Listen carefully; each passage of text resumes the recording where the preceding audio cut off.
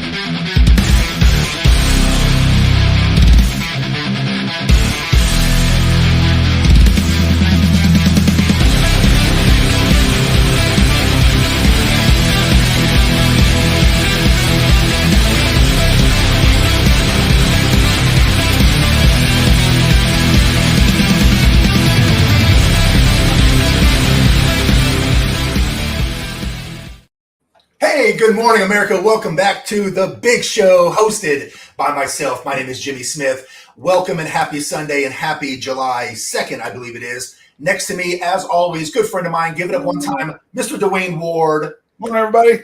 If Dwayne has a really weird look on his face, it's because Dwayne and I have this friendship where we try to kind of one-up each other. And before the show, we were kind of just chit-chatting until it turned 9 o'clock. And he told me this really kind of messed up joke. And so I had to try to one-up him with a story of my own. And if you look at his face right now, he's still recovering from this. Oh, my God. I'm trying to keep from throwing up. I can't. I'm sorry. I know you guys are going to hate me for this. I can't mention it on air. But yeah, it just brings me great pleasure to see the look on his face, knowing that I've destroyed the rest of his day. So I'm going to say the rest of the month. Oh, my God. I'm trying to get the whole thing. Well, Jimmy is like the relationship coach. And we're talking about the topic of today, 12 signs you're in a toxic relationship. I'm just going to say, and we can't talk about it, that one wins hands down. There is no story that's that. And I know some crazy stuff. I think that one was pretty toxic. What do you think? Oh God. Trying to keep him throwing up. It's all right here. And God. And I can't even okay. All right. So today, actually it was a couple of days ago. When we do podcasts, we have this application that we do that allows us to stream across the country. Mm-hmm. And before we go live, you have to kind of set up the show. You put the time, you put the topic, so that way when people are looking on Facebook and YouTube, they can see what the topic is about. Dwayne shoots over a text, said, "Hey guys, just let you know, it's not set up yet." And I said, "Hey, I'm actually taking notes. I'm in the middle of doing notes for the show. Right. Dwayne, this one's going to be for you, my friend." I screenshot the name of the show, 12 Signs That You're in a Toxic Relationship. And I think for some reason that it might have hit home for Dwayne, because Dwayne, if you guys don't know, he's on his third marriage.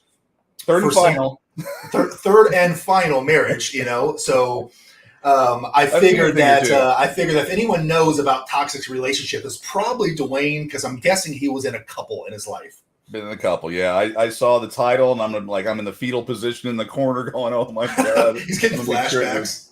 Oh, toxic. Wow. So, when you hear the word toxic now, Dwayne, is it kind of hard to not kind of think of like toxic masculinity? Is that what you think about when you hear that word now? It does get. I mean, you think about it for half a second, because again, I know about the other people will fight back and say, "Oh, toxic masculinity," when men are being men, and right. But no, I mean, again, with some of the relationships I've been in, when I think toxic relationship, I kind of run down that path. But I can see how people would. People that are probably committing the toxic relationship will be the same ones that will say toxic masculinity. But I definitely agree with that. About 10 years ago, I don't think none of us even used that word toxic at all. It's like the last 10 years, like growing up, I never used the word toxic to describe a relationship, even a bad one. Right. And, now it just didn't work out.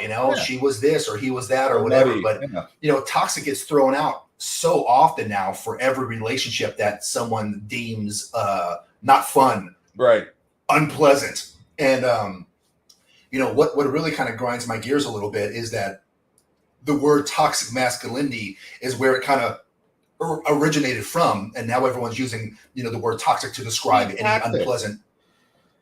Yeah, but he's toxic. Yeah, I mean, well, Yeah. it gets thrown around. You're kind of pointing out it gets thrown around so often that when things that would be really a normal whatever, if the person is trying to manipulate or do different things, that they'll just say it's toxic out of the gate. Right. Again, I'm still trying to recover from the toxic relationship conversation earlier, and that. But yeah, that it's well. Aaron actually pointed out here, toxic suggests a victim, and kind of going with the people. Yeah, there's just a lot of toxicity in the world and in relationships, unfortunately. Yeah. And you're right. I think you kind of nailed it right there. The anytime you use a word or phrase to describe something so often, it starts to dilute the meaning of that word. Like, I don't like it when people will claim something as something, because the people who are truly going through that, it's almost an insult to them, because they use the word so often to describe something that it just dilutes the people who are really going through it.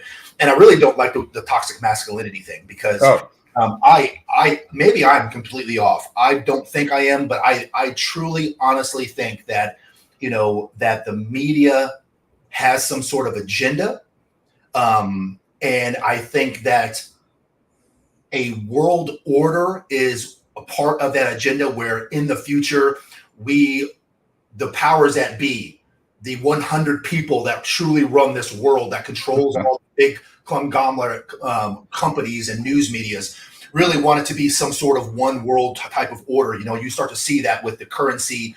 You start to see that with people wanting to, move away from the dollar, the yen, the dinar, to kind of go to one sort of currency. Right. They want to push electric cars.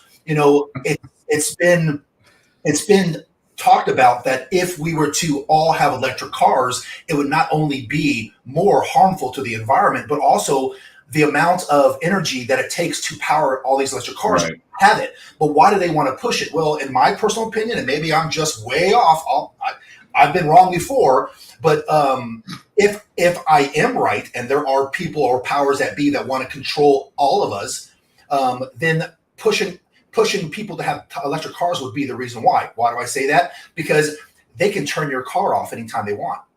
Well, they've already done that. We all have probably heard about the Amazon incident about a month ago, where the delivery driver walked up this guy. His house was Amazoned up, had all the rings and whatever the Amazon versions are, and the delivery driver believed he heard a racial slur, and immediately the guy got locked out of his house, and it took him like a week or so to get back in. When he said whatever he said, somebody at Amazon pushed a button and he was locked out of his house. Yeah. Wow. You have an electric car. They don't like what you said. You do a mean tweet or something, and they turn it off. So if we have currency like Bitcoin, where it's all digital, and we have electric cars, they could easily suppress anyone to control their behavior by turning off your car, off your money. Yeah. Well, they do it now in social media. Button. Yeah, with the push a button. They do it in social media right now. I mean, when the bug was occurring, anything that was contrary to now what we know to be true, they would turn it off. They would ban you. They would remove your account. They would do all kinds of stuff. Yep. To again, and they were actually apparently ramping it up again. Not to get way too political, but it's getting ramped up. They're having discussions about it, and that's information being put out there. But yeah, if someone doesn't like what you're saying, they can shut your car down. They can shut your house down. They can shut your ability to get food, employment. I mean, we all know about doxing. That's just what happens. These toxic people will do those things to promote their agenda. Yeah, and if something like that happens and the world catches on to it, or let's just say our country catches on to it, who are the people that we're going to be looking towards to help fight that battle? Is it going to be the children? Of course not. Is it going to be the women? No. It's going to be the toxic masculine men, right? Because when you want to invade a country, you're not worried about the women and children of that country. You're not worried about the elderly. You're worried about the age fighting type of men. And what are we seeing in the culture to describe men who are confident, successful, assertive, and masculine today? They call them toxic. And I was looking through the comments, and boom, I think William says it just perfectly. There ain't no such thing. But he does also go on to say, what does that say about Dwayne though? Is he toxic? Yeah, he is. Dwayne is a little toxic. He worries me sometimes. I mean, toxic man. Hey, yeah, if you want a poster, well, I mean, there's other better ones, but yeah, if you want a poster boy of what toxic masculinity is, well, I have Transformers and I love Dungeons and Dragons, so I don't know how toxic I am. I'm more of a Diet Coke of toxicity. well, like, Dwayne's a Coke Zero of toxicity. Exactly, yeah. I'm William. I'm with you. I do not think there is such thing as toxic masculinity. No. If toxic is synonymous with a behavioral trait, then William actually said it pretty good. Hold on, he says it's not gender bias, and what can a masculine male do that's toxic that a female couldn't? Fair point. And I tell you, men. Have you ever dated anyone or been around a woman where she was a toxic one? But we never talk about toxic femininity. We always talk about toxic masculinity. Okay. And if we can both agree, if we can all agree that the word toxic describes a character trait, well, then we all know that not 100% of females are all great. There's a ton of them that are absolutely toxic. But why don't we talk about toxic femininity? It just proves right there, if I can just prove the point, that there's an agenda. We only talk about it for the men and not the women. And if you want to suppress or take over a country, you take over the masculine men of that country and suppress them. So that is my theory, guys. Maybe you agree with it. Maybe you don't. I get it. Not trying to cause any sort of uproar this morning. But, since the topic was about signs that you're in a toxic relationship, I just wanted to throw that out there, that toxic masculinity is absolute BS, because masculinity saves countries. Masculinity builds countries, and masculinity maintains countries. When there's an idiot that comes into a mall or a school and takes his pew-pew and starts doing damage, it's the toxic masculine men that take care of that situation. When chaos manifests itself in the form of a earthquake, a hurricane, a fire, some sort of disaster, it ain't the women and the elderly and the children that come running to the rescue. It is confident, masculine men that go and save people from burning buildings. When people are falling from their windowsill, it's men that are catching them. We see it all the time, and it's pretty hypocritical. If you don't mind me being on my soapbox for a little bit, it's pretty ironic and hypocritical that everything is always toxic for men until you need us. Whenever chaos manifests itself and there's a need for these kind of men, they ain't toxic that week, are they? They're only toxic whenever everything's nice and perfect, when the weather's perfect and the sun's shining and everything's in order and butterflies are flying and rainbows are showing. But whenever chaos manifests itself, we all turn to the toxic masculine men that we've been berating. Ironic, isn't it? But anyways, I'm done with that. We can go on for hours. I mean, the fires that burned in Canada. I mean, that was a female-led brigade, and we saw how that worked out. I mean, they had to call in other countries to try to contain the fires. And again, before everyone starts losing or certain people start losing their junk, we love women. We love good women. It's just the ones that do the you're toxic, you're this, manipulate, put us in toxic relationships. That's the ones that we have the challenges with. Yeah, absolutely. And we need to change the narrative. Yeah. Well, you know what? Yesterday we did a quick, hey, Robert, we did Eric and I did a quick show on the Dad Talk Today line. And the topic was stupid blankety blank that women say.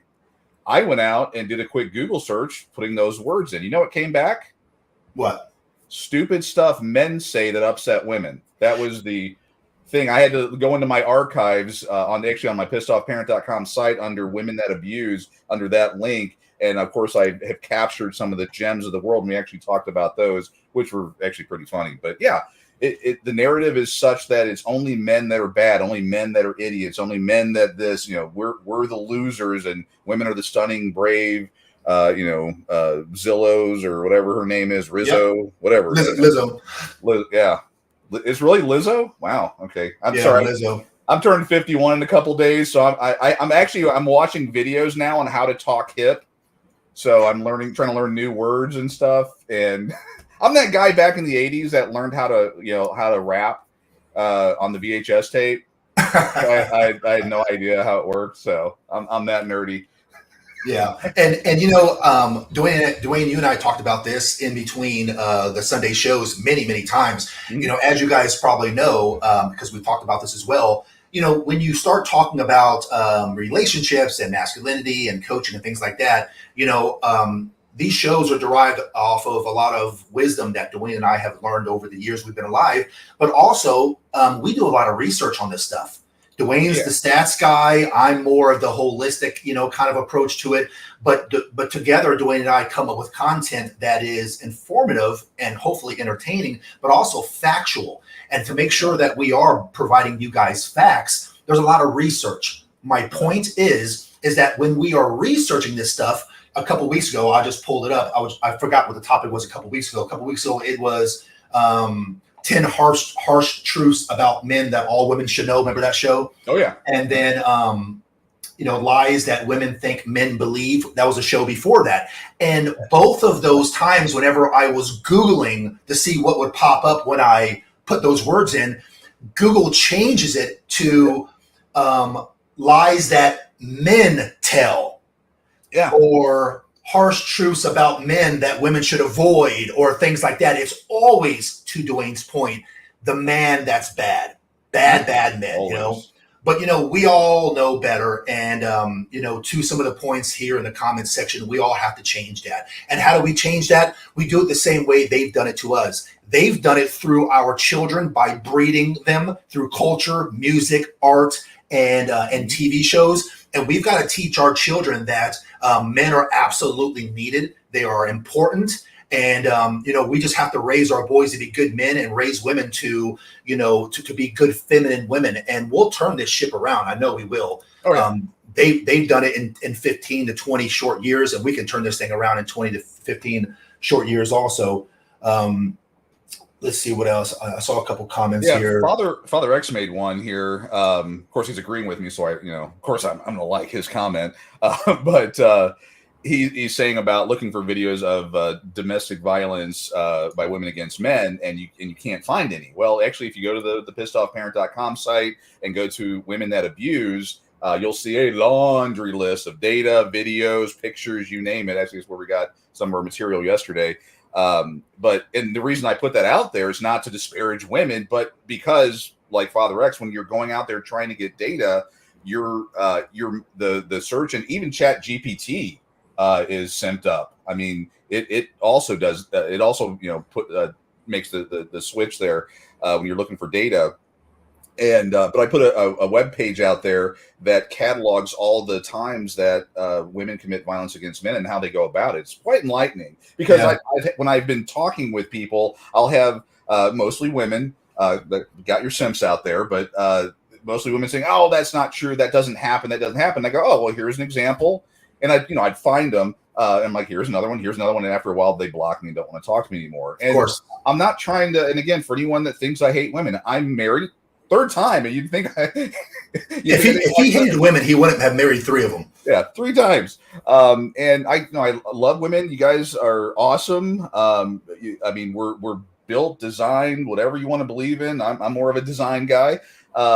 Designed differently to do different things. You guys do a great job. I tell my wife all the time. I mean, I got a house, and my wife made it a home, and it's true in every sense of the word. Right. Now, just to throw it out there, now Brandy did have design in this thing, but this is a transformer room, so you can't totally fault her. Like, why would a sane, competent person have a transformer room? This is what she had to work with, but I think she did a great job, and she's got to come up here and she's going to help me redesign it a little bit here. But you get an A+. You get an A+ for your room, no doubt about it. Thank you.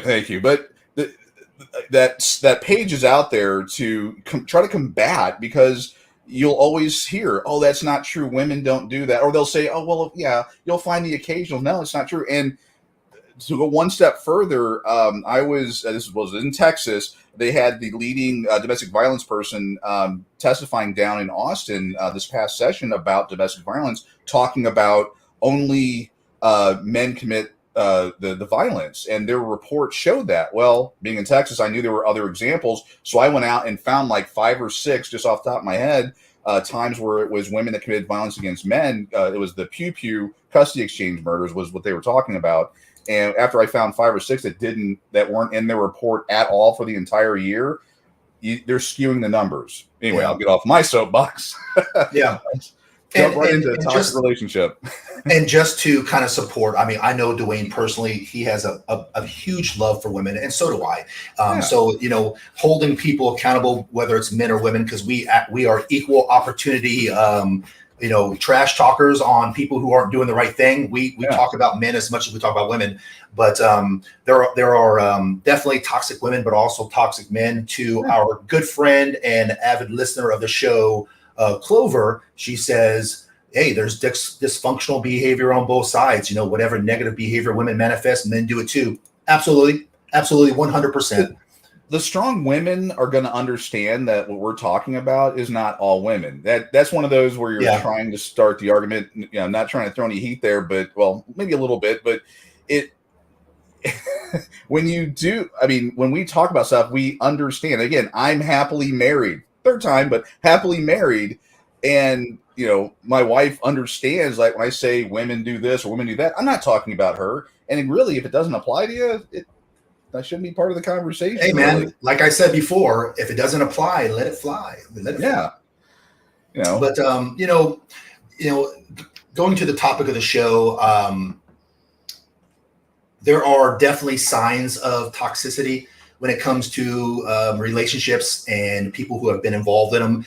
And I would bet I bet every dollar that I have that everyone listening right now and everyone in the chat room right now has been in a few relationships in their past and can look back on some times where the relationship wasn't so healthy, you know. And for those younger viewers who are listening to us, I say 25 and under, 30 and under, you know, who are kind of getting started and life hasn't really kicked your face in the dirt very much yet. You think it has, but it hasn't. It hasn't. Trust us, it hasn't.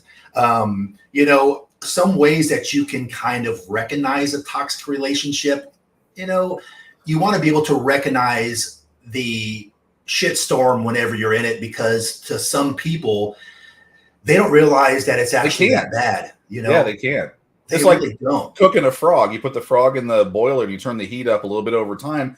The frog doesn't know it's being cooked. And it boils alive. Yeah. You know, many people have found themselves in what in hindsight was a toxic relationship, but but you know, to the point, it can be really hard to recognize a healthy versus an unhealthy relationship when you're in it. You know, it's often not as obvious as you think it is. And when things actually do turn toxic, particularly, you don't really have a lot of experience in relationships when you're in your 20s to really be able to understand that, hey, I should have gotten out of that way before I did. Mm-hmm. It's not uncommon for the non-toxic partner to justify the toxic behavior by forcing on the good things in the relationship or to blame themselves. I see a lot of people do that. You know, they think that they're the ones who need to work harder or the ones to need to change. You know, not all toxic people recognize themselves or even their behavior. So part of being toxic is forcing your toxicity onto the other person and making it seem like they're the one that has to, right? Oh, like yeah. They're the problem. Preach. Like the non-toxic person's going, well, maybe I've got to change. And that's hard to realize. It's hard to recognize sometimes, you know. Another confusing aspect of unhealthy relationships is that they often are portrayed in popular culture as being exciting. And what I'm really alluding to is a lot of reality shows, you know. Yeah. You see these people on reality shows where the relationships are exciting, they're passionate, they're ultra romantic. And this confuses a lot of younger people and even people in our age to think that it's kind of normal.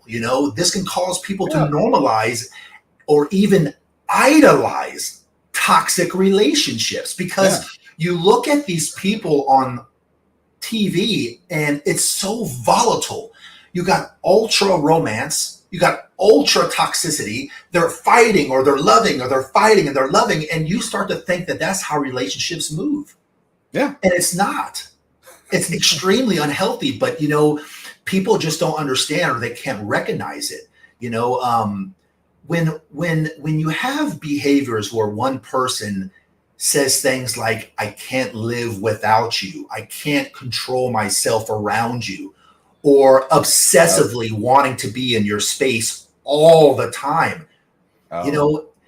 In movies, it's romantic. Yeah. In real life, those are major red flags, man. So red flag on the play. Foul on the play. So, toxic relationships, they're challenging to diagnose sometimes for some of us, because they take on so many different forms, So let's kind of jump into it. Like what is a truly toxic relationship? Defining the word toxic is really tricky, because we've already used it for the last 25 minutes. Yeah. And it kind of means a little bit differently. It's because toxic is not an actual clinical word. It's actually subjective. And that's why the meaning changes so much, because it's not objective, it's subjective. And there's a huge wide range of unhealthy behaviors in relationships, and people will use that word to describe slightly bad behaviors and really, really over the top behaviors. On one end, you have people who truly love each other but argue a lot. And then on the other end, you have domestic abuse. You have this like huge, realm. And those extremes are relatively easy to recognize, but it's the murky middle where people get confused. And that's what I want to go over today, to help you guys kind of bring some clarity to be able to recognize and diagnose what's truly going on. And if you were or are currently in a toxic relationships, relationship also, they change over time. And people are usually on their best behaviors in the beginning, as we all know. Dwayne and I call the beginning of a relationship the honeymoon phase, or we'll call it, you're putting on your representative. The representative is the man that I really want to be, that I'm not really that guy. I'm not that patient. Right. I'm not that kind. I wish I was. I'm not that understanding. In the beginning, we put on that representative when we're in the honeymoon phase, but they will change over time. And about the 6-month mark is what I see it to be. The true person starts to unravel him or herself. Can't hide the crazy. Yeah, the crazy starts to come out, and as you progress, some of that, the vanity of the newness starts to wear off. Every relationship, as we know, has its problems. It's not an issue of, if you will fight. It's an issue of, how you will fight, because we're all going to get into misunderstandings, and the rough waters are going to come. So it's not a matter of trying to find someone that you don't argue with or disagree with. It's more about, when you do, how do you guys handle that? That's the true test of being together for 20, 40, 60 years. So my younger listeners, please understand this, okay? If you don't take anything away from this, take this away from it. There is no finding the perfect person. True love is not finding the perfect person. True love is finding an imperfect person, but understanding them perfectly. Mm-hmm. So it's not a matter of will we argue or how often do we argue. It's more about how do we argue. Right. Trust me when I say that. It's about how you handle it. Because if you guys handle it with mutual respect, if you handle it with tact, understanding, love, you'll work out a common agreement. You'll find a mutual middle ground, if you will. And that will help you last a test of time. But if it is throwing daggers, insults, and especially getting violent. Yeah. false domestic violence charges, telling everyone in the world, gossip, lies, whatever, to get the upper hand. Yeah, getting put in jail, taking out a contract on them. Yeah, every couple has disagreements, and you should, because everyone says they want to marry, they say they want to marry their clone. They think, oh, I'm the perfect person. I mean, let's be real. I argue with myself sometimes. I'll be sitting up here going, good God, I did something dumb. I disagree with myself a lot. But having another person, and that person, that whole 250s get together to make 100 in a relationship, well, that's one of the reasons. My wife, when, she thinks differently than I do, which is awesome, because she brings a different dynamic to the relationship to make the whole relationship better. So, but we're going to have disagreements. Like, I'm thinking we go, this way on something, and she's like, well, no, if you think about this, or how about we try it this way, and then we communicate, talk about it, and go, yeah, okay, that makes sense. Or she finds out, well, maybe not. Yeah, I saw something. I know someone said, are there any crazy women in America? They're all in Canada, something like that. Yeah. Aaron was saying, hey, I'm in a toxic relationship with the government of Canada. And then Ash says, are women as crazy in the U.S. as they are in the U.K., buddy? Yes, they are. Absolutely, man. Absolutely. But the thing is that person you're in a relationship with, you want, some of the differences is what makes the relationship beautiful, is that you're able to approach things from different perspectives and positions. But then when you're having that discussion, you handle it tactfully. You don't guys, we love respect. Yeah. It's in the good book. They don't want to be, they want to be loved, but when they talk about in the good book, they put respect above love. That just gives you kind of the importance there. Maybe the writers of the Bible got it right. But so when, ladies, when you're having a discussion with your guy, approach it tactfully. You don't have to, be like, sit there and be meek and, oh, honey, I just, no. But you can have a conversation from a position of confidence because you have a strong relationship, and you can present yourself without crying, screaming, yelling, throwing plates, loading weapons up. You can do it that way. Try it on for size. It may work out for you. And then guys, conversely, that's your wife or your girlfriend, when you're having the conversation, understand where she's coming from. Actually the good book talks about how you're supposed to treat your wives, with, patience and calmness. She may, this is a guy show. We're going to talk about, she may come up with a completely stupid idea. Don't tell her it's stupid. Yeah. That if you want to, and that's where we get into the whole with toxic relationships, the part that you played it. I thought years ago that I was the reason for everything, but I did take time to go, what did I bring to that toxic relationship? What did I do in a healthy way? Not it's all my fault, but okay, maybe when she was acting nutty, I could have handled this a little bit differently. And that's helped me. That's helped me grow as a 100%. person. Yeah, good point. Because, it's not all just the other person's fault. We all had some sort of hand in it, but we do have to watch out for people who are just in the core, just not good people to be around. Or, gosh, you know what? I've been in this situation where the person that I dated is really a good woman, but her and I are like oil and water. Right. That sometimes happens too.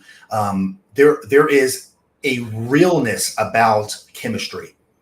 Yeah. And I'm not talking about chemistry in the bedroom, which is fantastic, as we all know, but chemistry, like, you just have to be around this person. You want them in your space, You want them, yeah. And when you're in a relationship, sometimes that is not the best relationship in the world. There's a lot of reasons why you hang on to hope that it'll change. And those reasons we'll talk about today. Some of them is the fact that, it's just plain fear. Will I find someone else? I don't want to get out there on the open dating market again. The mean things that this person said about me, is it really true? And do I have less value? I remember when I was young, in my early 20s, I was dating a woman. It was not well, it was toxic. And we did not get along all that well. And the moment that I knew it was toxic is when she picked up one of those huge Yankee candles, the tall ones. Yeah. And she chucked that thing like Nolan Ryan at my face. And that thing, like I was the Matrix. Whoa. Oh, sucker food. Go on. Man, she threw that thing. If that thing had hit me in the face, it probably would have broke my damn nose. And it ended up smashing the wall behind me and putting a huge hole in the wall. And I remember looking back at that and said, man, if that woman can take that thing and throw it at me and potentially kill someone with it, Yeah. she's got to go. Gone. Yeah. So she had to go. Door. And you want to be careful how long you stay in those kinds of relationships because, toxic relationships are hard on your heart and your mind. The reasons why people stay in these unhealthy relationships, they're complex. There's many different reasons, but it's important to identify when you're in that relationship, like I needed to back in the day, because you can absolutely feel the effect emotionally, mentally, and hell, to my point, physically. I almost felt it physically. And staying in those kinds of relationships, it actually has been proven that it increases your risk of heart disease and your overall risk of death. There has been, here's a study right here in front of me. According to the 2015 study published in the journals of gerontology, found that people in an unhealthy relationship experienced higher levels of depression, hopelessness, and suicidal ideation. Yeah. People actually thinking about often themselves because they're in these crazy relationships. How sad is that? And at the end of the day, guys, I'm sure we can all agree that if a relationship is toxic, or that you kind of know that it is toxic when the bad outweighs the good. But while that concept is simple to understand, it doesn't mean that it's simple or easy to see. So Dwayne and I put together a few signs that you, my friend, are in a toxic relationship. So let's get right to it. Sign number one that you're in a toxic relationship. Your partner has no friends other than you. Yeah. There's a sign. Why would Here's a sign. Why would a person who's in their 20s, 30s, 40s, 50s, or 60s and been on this planet for a long time not have any friends other than you? That's a red flag number one. Relationships are absolutely stronger when each partner has friends and interests outside of the relationship. We've talked about this, I think, a week or two ago. Okay. I'm not talking about girls' trip to Vegas or guys' trip to wherever, where we're all getting ourselves in trouble. I'm talking about healthy friendships. So if your partner discourages you from going to a girls' or guys' night out, or will only let you do activities if they are there with you, there's your flag. Flag on the play. It doesn't mean that you don't engage in activities with your partner or invite your spouse out with your friends. It doesn't mean you can't do that. It just means that I don't want you to feel obligated to do it every single time with your partner. Right. There's a balance there, folks, okay? Interdependence, not dependence, is associated with successful relationships. There is a book called The 7 Habits of Highly Effective People by Stephen Covey. I don't remember what chapter it is, but I really encourage you guys to read that book. It talks about there being 3 hierarchies of life, and we all know the first 2, but we're not too familiar with the third, except the people who are in successful relationships. The first hierarchy, when you become born and you're a child, and unfortunately sometimes even as adults, is called dependence. Dependence is a very outward look. It says, I need you to come through for me. I depend on you to take care of me. Without you, I can't survive, eat, or be in the life that I'm accustomed to being in. The next hierarchy is one that everyone strives to be, and that is, independent. Independent. Okay, and that's a very inward look where I know that I can pull through for myself. I can take care of myself. I depend on myself. I know that if you leave it to me, I'll be okay. The people who think that they're smart stop there. The truly wise people go on to entering into the third and final, also highest hierarchy there is, which is interdependence. That is a we mentality. Together, we can accomplish something greater than we could alone. It's a dependence and a independence together. We depend on each other. It's a we mentality.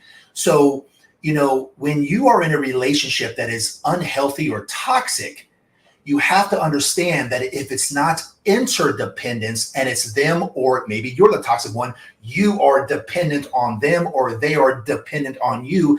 Huge red sign, guys. You've got to watch out for that.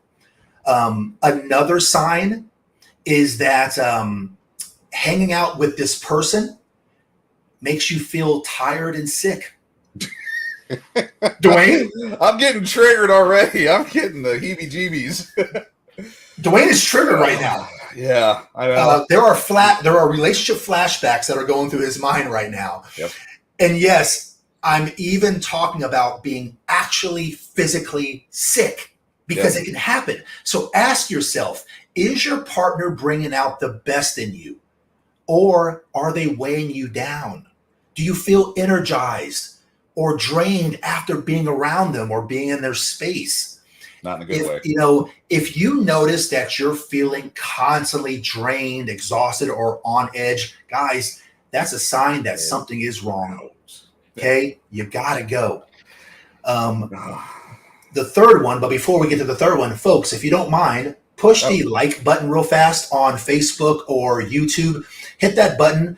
We only have 5. Thank you to Walt, Robert, Patrick, Tommy, and Arando. Arando. Sorry, buddy. I didn't mean to mess up your name, but I appreciate you 5 for doing that, pushing the button there for us. Hit that like button, hit that subscribe button, so that way whenever Dad Talk Today goes live, you'll be able to know that we are live. Another sign that you may be in a toxic relationship is that your partner criticizes you personally or calls you names. Yeah. Poor Dwayne. Poor Dwayne. He's starting to work with. He's starting to actually itch right now. I saw him scratch. He's breaking out in hives. Personal attacks, degrading someone's personality, values, or physical appearance. When they talk trash about you, that's a hallmark sign that you're in a toxic relationship. Yeah. It's okay to talk about things that you would like to change in each other when it's healthy, when it's respectful. But it should be more of a interdependent, where you both are working together to change behaviors, not belittling or criticizing the other person. You're leveling each other up, holding each other accountable, maybe. Yeah, well, let's just look at health. Let's just pretend somebody ate 10.5 donuts yesterday. I don't know who that person is, but they ate 10.5 donuts. Their spouse should say, honey, I want you to be healthy. Right.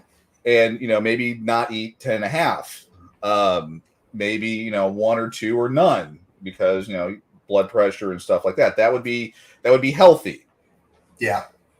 I will tell you right now, as a health coach, if I was in a relationship with any of you and you ate 10.5 donuts, I would be absolutely 100% MF toxic to you. What are you doing, Aaron Witt? What are you doing, Ernesto? What are you doing, William Joseph, man? Come on, 10.5 donuts. There's 400 calories per donut. You just ingested 4,000 calories. You blubbering bag of you know what. Yeah. My toxicity would be out of love, though. Right. And that's out of love. Yeah, there's the out of love part. Yeah. Yeah. Another sign that you might be in a toxic relationship is they interrupt you constantly or give you the silent treatment. Yeah. That one I've been around. The interrupting. I'm a fan of conversation. I'm just not a fan of when you're talking and someone just keeps talking over you, never allowing you to finish. They'll ask you a question, you'll start answering the question, and they jump in, never allowing you to move to your point or ever land. Right. They just keep gaslighting you, if you will. Mm-hmm. If your partner is constantly interrupting you, that means they're not listening to you. That's just short. Listening is such an important part of communication, or at least a healthy one. Interrupting you is also a sign that they don't respect your thoughts or your opinions. Yeah. On the flip side, ignoring you or giving you the silent treatment is a passive aggressive way that actually conveys the same message of disrespect and disdain. And it also is not helpful to communication either. So both of those are signs that you could be in a toxic relationship. Another sign is that your partner is constantly texting you to check in. Yeah, my wife, I told the story before, I'm sure on this show or a different show, but her ex-husband would make her be on the phone when she left the house all the way to her office, and then she had a minute and a half to get to the whatever floor she was on, and then had to call from her office phone. Wow. So the caller ID showed the number. Yeah, yeah. She wasn't in a toxic relationship at all. Holy cow, that's about as toxic as you get. Talk about controlling. Exactly. This could include things also like tracking your phone. Yeah. The same kind of thing. They want to know your location. To Dwayne's point, they want to constantly know where you're at, asking you to text them frequently, or to. I've heard people say that they had to take pictures of where they're at. Oh yeah, yeah. They take pictures, like do a 360 and all that, or say you do get to go out with the guys, they bug you all freaking night. Oh my gosh, jeez, man. All that, and that's why with my wife, actually, she went to a the Miss Texas thing last night. Didn't text her, call her. I sent her a picture of our dog in a dumb position, but that was just a ha ha ha. But it was. And that's, I wanted to kind of also talk about, like, if you've been with someone that's been in a toxic relationship, understand that's why communication is key, is to find out, like, what happened, and then, be sensitive to what they went through, because they're going to spend decades, if not a lifetime, trying to recover from that as you continue your relationship. That's one of the reasons why, I know she's asked me sometimes in the past, like, why do you do this or don't do this? And I'm like, I know what you went through. I'm not going to trigger you at all. I'm not sure you just being a typical guy, but I'm not going to go out of my way. One of those things is when she goes and does stuff, I don't text her, or I don't, call or whatever, because that's what she dealt with years ago. And I'm not going to be that guy. There's so many. Yeah. She was unfortunately in a very controlling relationship, documented. It may not be toxic, I guess, but I would categorize what I'm about to say as unhealthy. You guys remember being in a relationship where in the back of your mind, you're kind of like wondering what they're doing? And so you do text to just kind of check in, not overwhelming like what I'm talking about here, but you do kind of check in, or you go, oh, so how was last night? Oh, it was fun. Oh yeah, what'd you do? Because you're wondering what they did. Yeah. And so it's not like constant bombardment of texts, but that is unhealthy as well, because that other person clearly makes you feel uncomfortable. Right. It shouldn't be that way. It shouldn't be that way, right? Yeah, you should be able to, like, if your spouse, girlfriend, boyfriend, whatever comes in and says, oh, I need to check the weather, your phone should be knock yourself out. Yeah. And if there's any hesitancy, red flag, get the hell out of there. And two, if you're doing it, stop. Sorry. Yeah. Throw that in there. And then we've been in relationships where the other partner goes out and you sleep like a baby that night, or you're home watching TV and you don't even wonder or worry about what they're doing. Not in a safety thing, but like in a I know they're not out there stepping off center kind of a thing. Right. So compare the one time where you were kind of wondering what they're doing to the times you've been in relationships where they're not doing anything or would not do anything bad. Right. The feeling on the inside is much healthier. Here's another sign. When you get to that point in your life, and a lot of this comes from your own personal introspection, where you're like, you in the relationship for the right reason, the healthy reason, it is a beautiful thing. If you're having those like, oh, what are they doing, or you're wasting it, you're causing yourself stress that you don't need. I had been on the receiving end of that in previous relationships. And now with my wife, and the way it's always been with her, not now with my wife, but it's been just freeing, and it's so relaxing. We have an awesome relationship as a result of it. She feels free to be who she is. I'm free to be the nerd I am, and it's a great relationship. It's a beautiful thing. Yeah, it is a beautiful thing. I never personally met Brandy, but she sounds like an awesome woman. She's kind of a butthead still. Just going to throw it out there. Yeah. That's your guys' banter back and forth. She busts your bowls, you bust hers. Who lets a person eat 11 donuts? That's all I'm going to say. I didn't want to. We're going to blame Brandy for allowing you to eat 11 donuts. There you go. Brandy, shame on you. You know better. How could you? How could you, Brandy? And the joke of that actually becomes the serious, probably one of the items on your list. of when everything that's done is your fault or the other person's fault. You know, I'm doing it lovingly. We're laughing. We're busting her balls. But when people do that, when I cheated on you because it's your fault. You didn't spend enough time with me. That's the classic. Oh my God. Yeah. You're right. That is the classic one. Yeah. Another sign that you could be possibly be in a toxic relationship is that you're always apologizing and you're not sure why. Yeah. Yeah. Okay. One, toxic partners often use this to make you feel guilty and responsible for their feelings, or they just put all the blame on you for all the problems. Yep. So if you're constantly apologizing, you don't know why, that could be a sign that you may be in a toxic relationship. I've had people apologize for their spouse cheating on them because they weren't around enough. You're just, what the hell? She went out and banged, the football team, and it's your fault for working too hard to provide for her. Yeah. What? Yeah, that's always been a favorite of mine, is when females will not even look your direction unless you have a secure job and you make X amount of money that they deem is enough. And the problem with some of this situation is that these guys who are highly successful in their jobs, making good money, they're always doing something called working. Mm-hmm. If you're making good money, it usually comes with a demanding type of workload, and you pick that guy because of the job that he has, and then you eventually cheat on him or leave him because of the job that he has, because he can't be around you.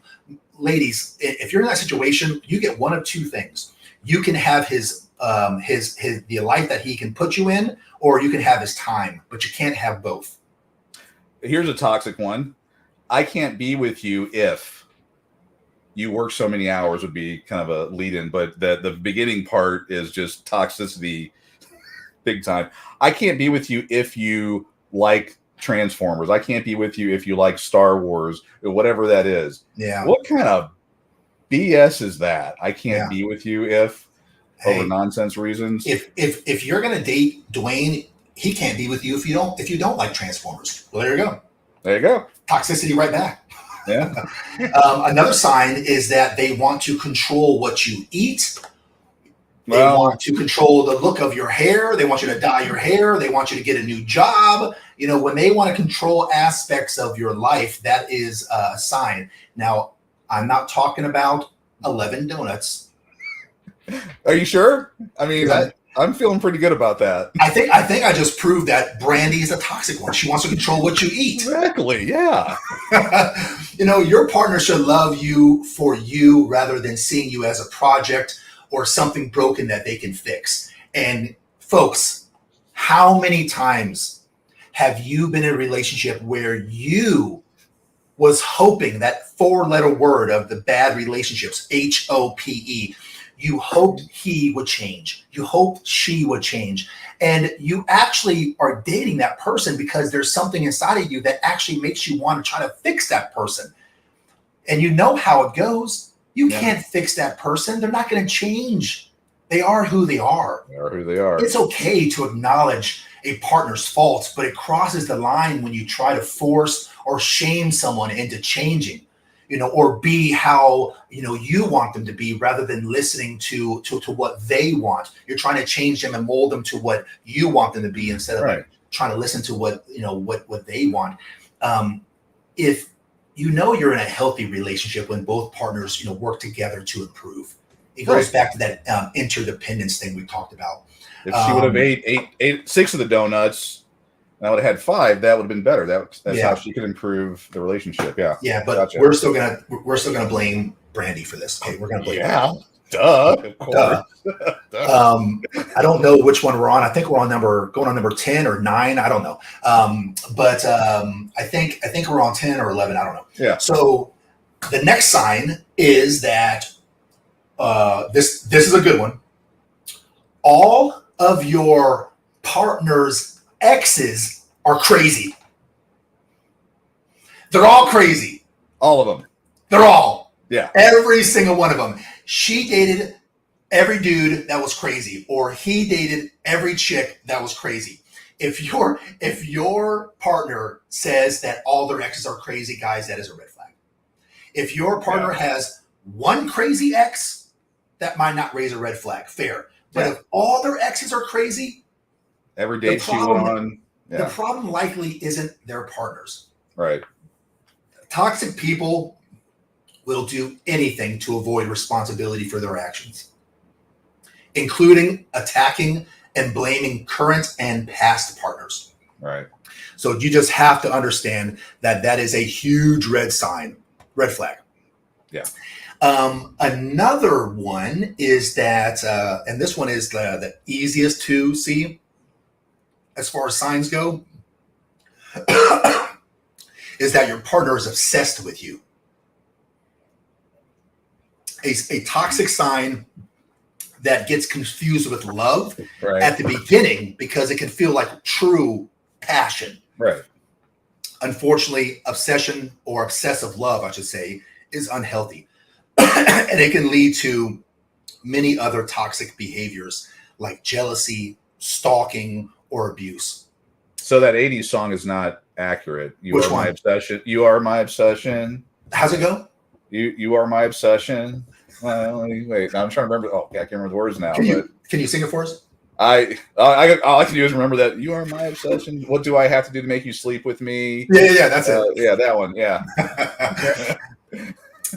Obsessive love is unhealthy, and it can lead to, like I said, other toxic traits, stalking, abuse. It can get physical. It's important for each partner to maintain their own individual interests, activities, hobbies, and friends. So if you got a partner that is absolutely obsessed with you, it's likely not because you're just awesome. It's likely because they've got some sort of crazy problem that you are going to be dealing with here in the near future. Yeah.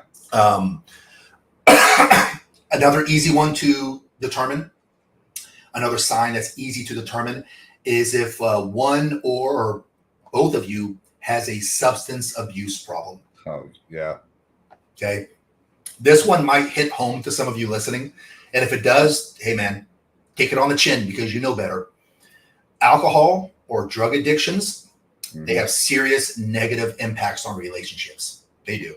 Okay. The number one issue that men have when I counsel them is alcohol abuse. By themselves or women? Yeah, whenever I'm doing counseling with a couple, and there's some sort of addiction there, it's oftentimes him drinking. Him drinking, yeah. I see. Sorry, I see drug from time to time, and I see gambling from time to time, but it's oftentimes the drinking.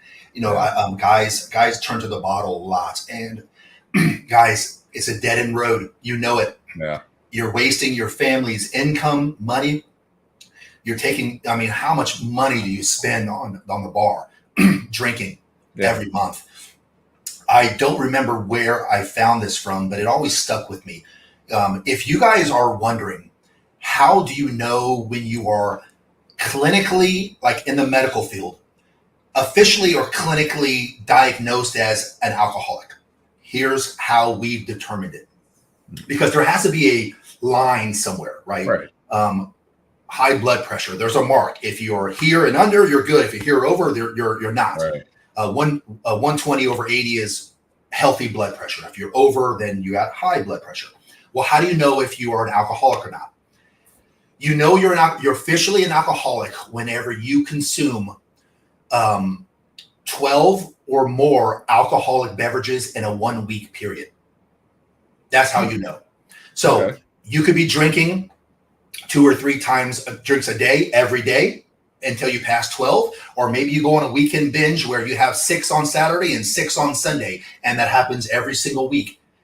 Once you pass 12 in a 1 week period and you do it on a normal basis, a regular basis, that's where you are officially an alcoholic. I didn't make it up. Doctors who are way smarter than me determine that. Wow. So a lot of people, 12 will be just a normal night. You Yeah, it know? depends on their water. If you're in Vegas, they're all watered down anyway. Yeah, You so could have a it's bunch. 24. If you're in Vegas, it's 24. Everywhere else is 12. Right. Yeah, exactly. Yeah, watered down. Now, I wonder if that has to do with soda because I drink a lot of soda. Yeah. I have a feeling that to your right, there's probably a Mountain Dew. Mountain Dew Zero. Not sponsored by, but I'm I'm like Miss Cleo. I know Yeah. shit. Only people who are above the age of 35 will know that. We'll get that joke. Yeah. So, we all know that alcohol or drug addiction will have a serious consequence on a relationship, a serious impact on it, right? It often goes hand in hand with, like toxic or abusive behavior really does oftentimes go hand in hand with some sort of like abuse, whether it be drugs or alcohol or whatever.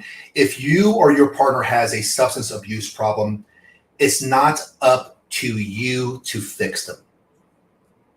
And I'm going to look at the ladies real fast right now, okay?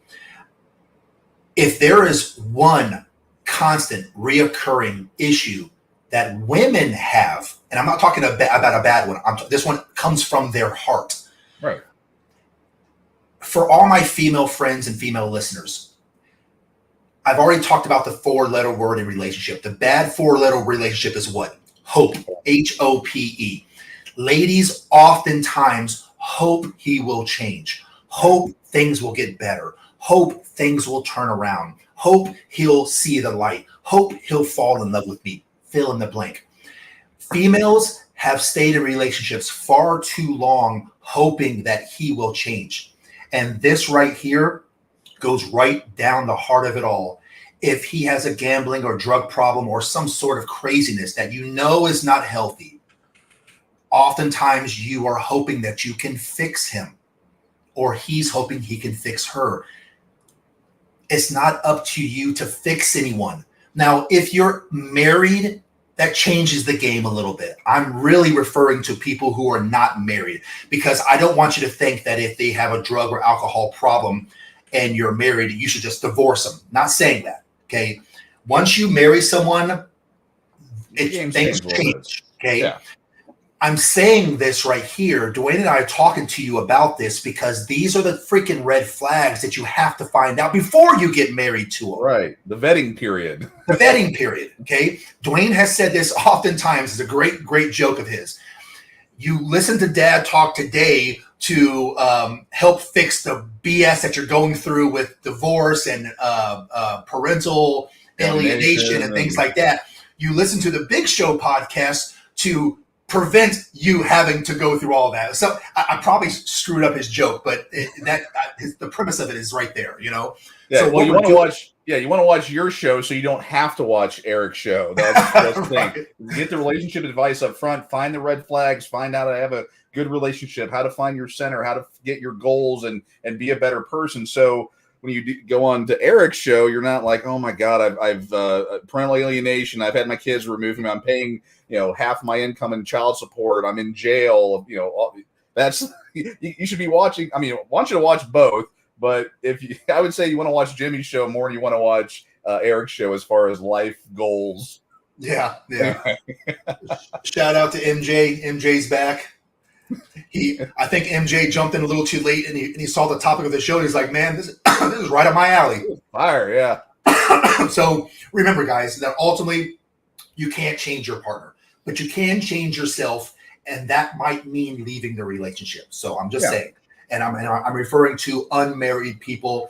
If the person that you're dating has a substance abuse problem and you are not married, my advice is to leave the relationship. Okay, leave, because they have things they've got to work through, and sometimes you just have to let them fall down, and then they have to be the ones to pick themselves up. They sometimes have to reach rock bottom.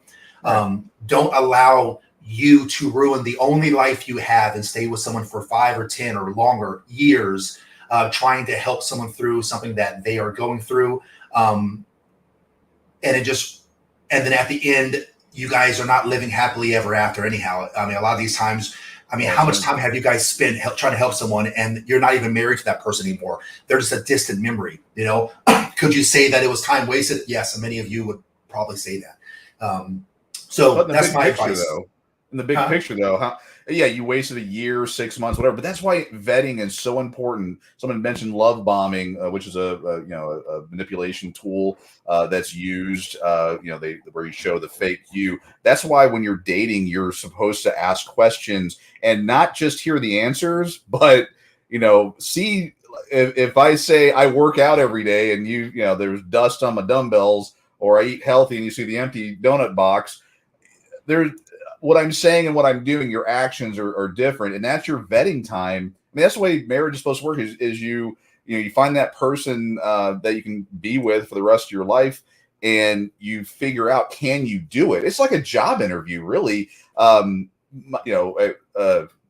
almost revealed some big information here coming up, but if a person is, say, going for a different job, they sit down and they're not no for any type of job, when you walk in, you should know how to do the job, i.e. be married, but then you're interviewing the person to find out, can I stomach you 8, 9, 10, 12 hours out of the day, in this case 24 hours out of the day.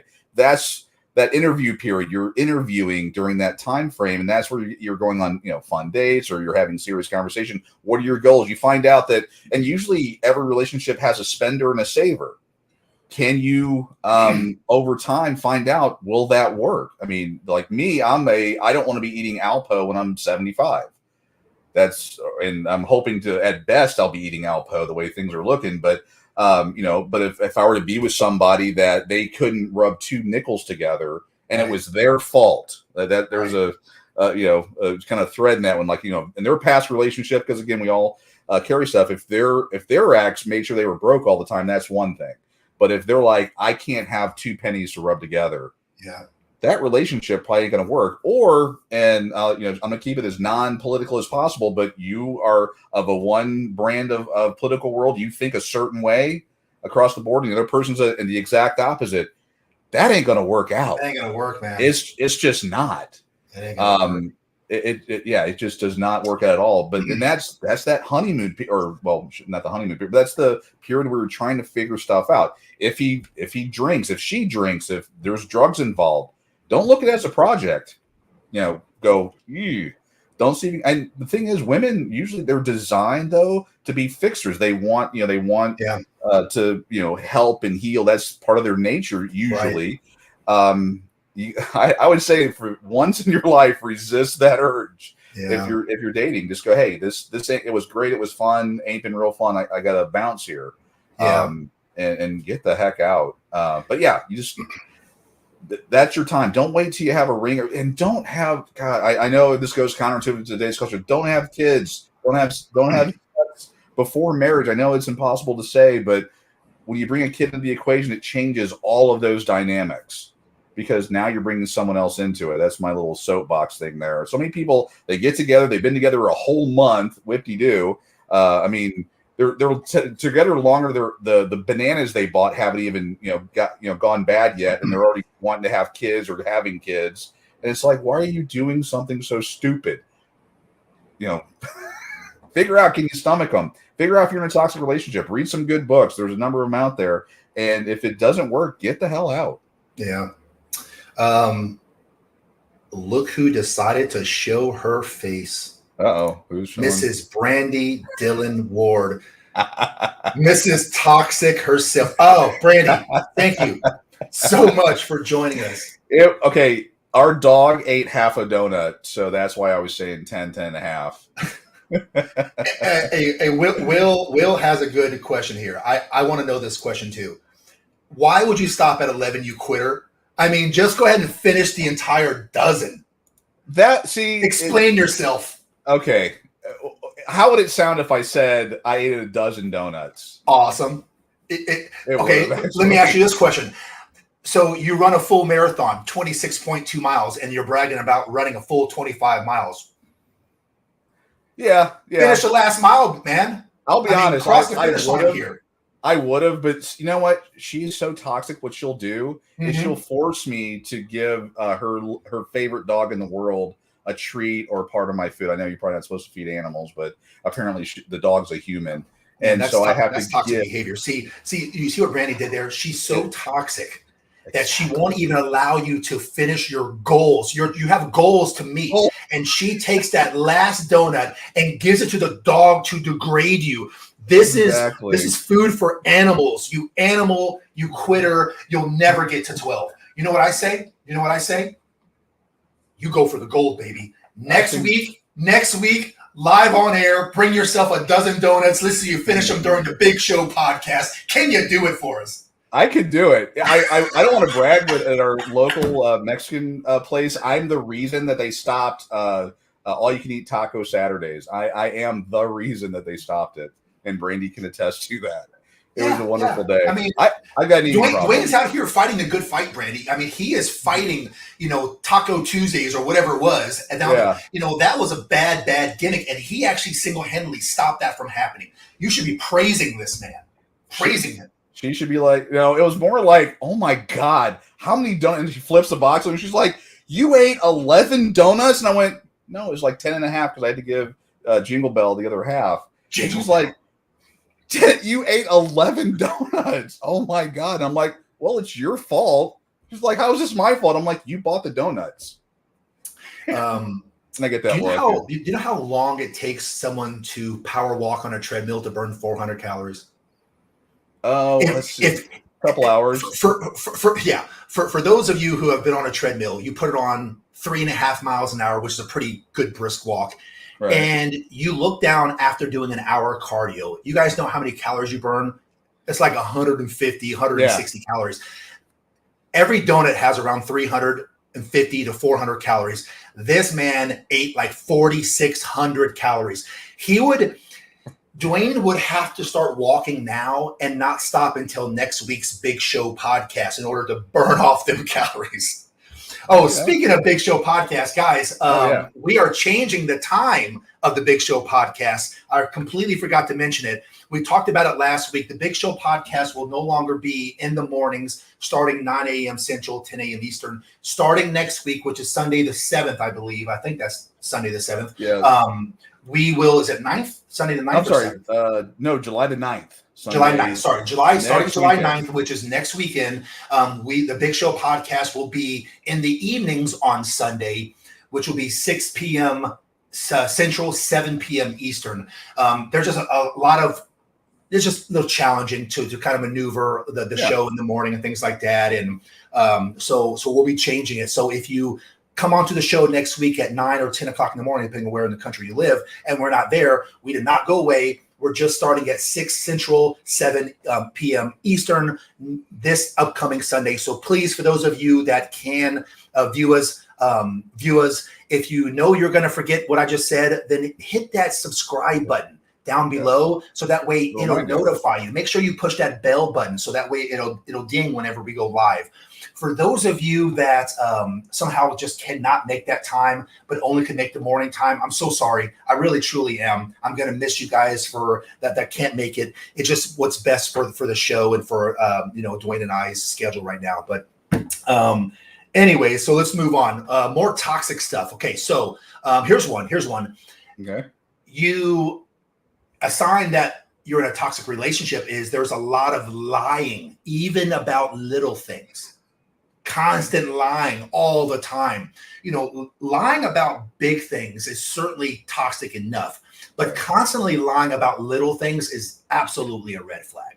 I mean, here we go. Lying about little things? Here, I can hear a joke coming. Yeah, well, I mean, I don't know. Brandy lies about my little thing all the time. She lies about your little thing, saying it's a big thing. Exactly. But when they're constantly lying about little things, it's a way of gaslighting. It's also making you have feelings of doubt, in your own experiences and your own feelings, because you don't know what the hell the truth is anymore. Right. But also hold up. This goes for lies that you catch your partner telling. Yes, but it also goes for lies that you find yourself telling. So you got to, do a checkup from the neck up. If you find yourself hiding aspects of your relationship with your loved ones or if you feel the need to lie to protect yourself or others, that's a red flag that maybe you might be a little toxic. So it goes both ways, you know. A half truth is a full lie. Yeah, and there should be zero lies. If you let the other person lie to you once, they're going to do it again. And don't.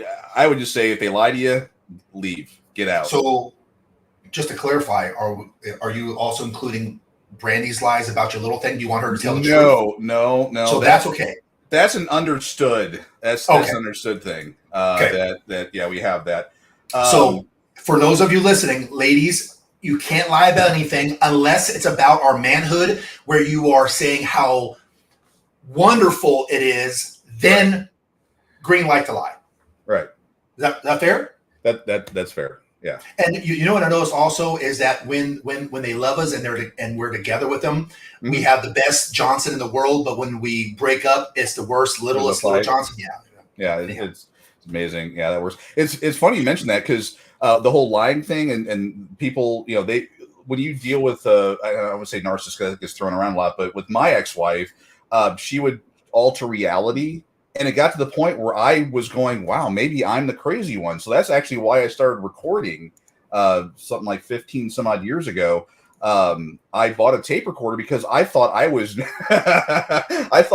mental. I was crazy. And I can actually show a picture. I did finally find I've talked about this a few times, my PowerPoint about how bad it got with how much I talked bad about myself and what a toxic relationship will do to you. I actually found the PowerPoint on that I talked about, but when they try to change reality and lie to you and tell you you're crazy, that's actually, I got to the point where I bought a recorder and I recorded the conversation because I thought I was nuts. Yeah. And because she would like tell me that this didn't happen or that did happen or whatever. And I'm like, I must be psychotic. So I bought a recorder. I then listened to it and I'm like, oh my God, it's her. I mean, I was catching her lying in different parts of the conversation. And I did make the fatal mistake. Never tell a nutty person that you recorded them. Never do that. Yeah. That was a bad day. Well, that's because they don't want to be held accountable, right? And that's the whole accountability thing. Yeah. I mean, it's, hold on. Oh, You gave one to the kid? So you No. didn't eat 11? You did not eat 11? You gave one to the dog and one to the kid. You only ate 10. 10 and a half because the dog actually ate half of one and then there was the final one. Oh no, well, I think the youngest got one. Hey, you know, It was a Dwayne, lot. I feel like I'm in a toxic relationship with you right now because little lies, Little lies. these little lies, okay? We want to know once and for all, did you eat 11? Did you eat 10? We need to know the count. How many donuts did you eat? I need to probably go get another 12 and then eat them and see if I feel the same as I did yesterday. That might be a good. Isn't the annual hot dog eating contest coming up? Isn't that on the 4th of July? It may be. The Nathan's one? Yeah, I think I might have to go there. Wait a minute. It just dawned on me. Your birthday is the 4th of July? Yeah. I'm a birthday. Wow. I'm a firecracker baby. Oh, my goodness. All right. So sparks flew when you came into the world, didn't they? Yeah. Well, Dwayne, on behalf of all of our friends listening across the country or across the world, rather, because we have people listening from other countries, and everyone here in the comment section, happy birthday, my friend. Oh, thank you. Happy birthday, you know? So 51. next time we see Dwayne, he'll be a prime, young, fresh 51 years old. 51. Yeah. Yeah. Thank you. Yeah. The birthdays hit different once you get over 50. Let me just put it And they that go way. and they go fast, don't they? They do. They go very, very fast. Yeah. It's something else. But yeah. So All right. I got the last tip, the last one. All right. This is number More- 12. This is More this is toxicity. the 12th sign that you might be in a toxic relationship is all of your friends hate your partner. Yeah. Yeah. Come on, guys. Almost all of us are guilty of this one. Okay. How your closest friends feel about the person that you choose is probably the most underrated yet most important sign of a toxic relationship. And why is that? It's easy because you're in the middle of it. Mm. Your heart is in this. Their heart is not in this. They don't love, or they're not in love with your partner. Well, they're on that. They've got that 10,000-foot view of your guys' relationship, and they are giving you a little more clear-minded synopsis of what they see going on there. Now, I'm referring to the friends, of course, who have no bias. They have no motive to lie to you. They don't want to sleep with her. Yeah, they want to sleep with her, or she don't want to sleep with him. This is friends who are good, genuine friends that just truly want the best for you. Right. Not girlfriends who are single that want you to be single too. Right. Your friends and your family, who knows you better than them? Yeah. And they know the kind of personality that you would mesh well with and the personalities that you won't. And if they're telling you, I don't know about this one, you should take heed. And when you look back on your relationships, for every, let's say, 10 relationships, I'd say your friends and family probably had it nailed down 8 out of 10. For the most part, they probably got it right a whole lot more than they got it wrong. Right. Yeah. Now, there are some caveats to it. For instance, I am a strong proponent of, we always have the 1 or 2 or maybe 3 or 4 close people in our lives that we go and we kind of sound off to whenever we need some advice or there's problems happening in our relationship. I'm not saying don't do that, but watch out for the fact that if you have this person that you always go to talk about your relationship and you're always talking only about the negative, you never call them and talk to them about the time you guys had a good time. It's always a time where he's a douche nozzle or she's a crazy banshee. Well, when you get advice from that person, they're going to have a biased advice because they don't hear about all the good stuff. Right. I'm referring to the friends and family who have been in both of your guys' space before, not the person who lives a state or 2 away where you talk to them on the phone and you only tell them about the bad stuff. So you have to kind of manage that, folks. But you should definitely pay close attention to what your loved ones are telling you and what you can or can't tell them. So just kind of, be cognizant of that. The problem is that often it's not obvious to the person in the relationship. Right. Toxic behaviors might be subtle and easy to explain as someone else or from someone else. Your friends and family have an outside perspective and they want to see you happy and safe. So, if all your family and all your friends, not just 1 or 2, but if they all hate that guy, if they all hate that girl you're dating, there's a good reason for it. Right. Okay. Yeah. So those are my 12 signs that you may be in a toxic relationship. I hope you guys enjoyed them. So let's say that you guys listen to the tips that Dwayne and I give you and you go, hell, I'm in a freaking toxic relationship. Okay, I diagnose it. I see what you're saying, Jim. I see where you're going with this, Dwayne. Now what? Well, here's the thing. If you truly want to make this thing work, if the relationship is so important to you to where these red flags don't make you go, I'm out. And most of the time, if you're not married, if you find yourself in these situations here, you should probably find yourself another partner. But if you're married or this person, you truly feel that things can be changed and be careful with that, then what you need to do is you have to seek professional help. Okay. Especially for the married ones, because you can't just cut the ties as easy as having a boyfriend or girlfriend. You want to seek professional help together, by the way, together, not just you, not just them, together. You also need to consider whether the relationship is worth saving. Okay. Yeah. Not all relationships can or should be saved. All right. Any type of domestic abuse, physical, sexual, or emotional, is an automatic relationship ender if you're not yet married, period. Okay. Even one instance of abuse is one too many. If you find that it's hard to end the relationship, reach out to a loved one or a mental health professional to get help with this. Ultimately, guys, to close this out, ultimately the decision is yours whether or not to leave. It's entirely up to you. Okay. Understand that no one's coming to save you in this world.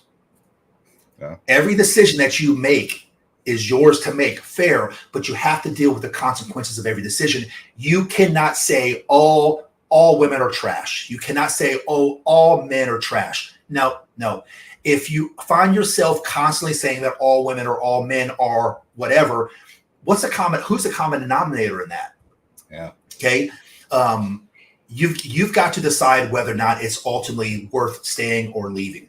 I know it sounds obvious, but many people get trapped in toxic relationships and they forget that they do have a choice. Or they're more concerned, listen to this one, or they're more concerned about their partner's well-being than their own well-being. Sometimes you guys stay because you're so concerned that if you leave, what will happen to this person? He'll die. Right? Yeah, he'll die without me. You have to realize that your life is important as well, and your happiness is more important. Your happiness is important, and you deserve to be happy. So, folks, I hope that you guys enjoyed today's podcast. It was a good one for us. Don't forget that starting next week on Sunday, we'll be changing the show time from 9 Central, 10 Eastern to the same day, Sunday. But now, starting next week, it'll be 6 p.m. Central, 7 p.m. Eastern. Dwayne, you got anything you want to add before we close out today? No, I just got my DoorDash order in for my donuts, but yeah, they arrived already. They're there. Yeah, they're gonna be the good ones too. Well, from behalf of all of us, Dwayne, we all say don't be a quitter this time. Okay, I will not be a quitter. And we want to say good luck to you as you have to explain all the trash talking that you and I have done for Brandy. Because when you log off, I get to have a peaceful day. You, my friend, have to go and deal with her. So, too bad, so sad. Love you. It's all fun. but seriously, man, happy birthday. Happy 4th of July to everybody. USA, the best country on the planet. We certainly have a long ways to go before it's perfect, but we are living in a country that is the best one on this planet. And for us to maintain that, we need good men and good women to be in this country. We need to have good men and women, raise good kids. So that's up to you. That's up to me. We're the ones that have to look in the mirror and say, what can we do to level ourselves up and improve? And one good way of doing it is to watch the Big Show podcast, because we always got some good tips and advice. Dwayne and I love you. On behalf of Dwayne Ward, who is the author and speaker of Pissed Off Parent. Also, pissedoffparent.com is a great website if you guys want to go check it out. Dwayne Ward has designed and maintains that website. A lot of good information there. But on behalf of the Big Show podcast, thank you so much for tuning in to another episode. We'll see you guys on Sunday next week, but at 6 p.m. Central, 7 p.m. Eastern. Happy 4th of July. And, we appreciate you guys for watching every single time. So thank you so much, and we'll see you guys next week. All right.